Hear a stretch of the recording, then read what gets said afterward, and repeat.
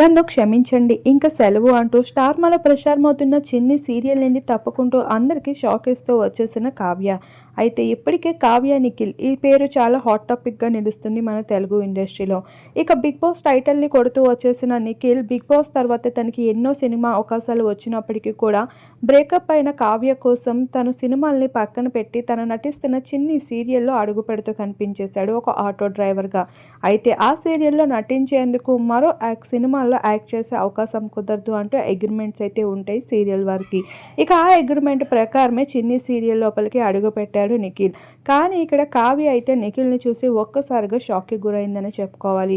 కాకపోతే తను ఒక యాక్టర్ కావడంతో ప్రొడ్యూసర్ డైరెక్టర్స్ మాటర్ని ఎదురు చెప్పలేదు. అలా ఇష్టం లేకపోయినా తప్పక కష్టంతో నటించాల్సి వచ్చింది.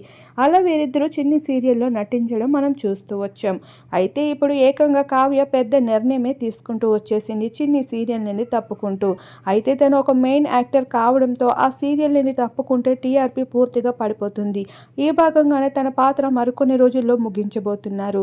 ఇలా చిన్ని సీరియల్ నుండి తప్పుకొని మరి తెలుగు ఇండస్ట్రీకి పూర్తిగా గుడ్ బై చెప్తుందా, లేదంటే ఏం చేస్తుంది? అసలు కావ్య కోసమే సినిమాల్ని పక్కన పెట్టి చిన్ని సీరియల్లో అడుగుపెట్టిన నిఖిల్ పరిస్థితి ఏంటి?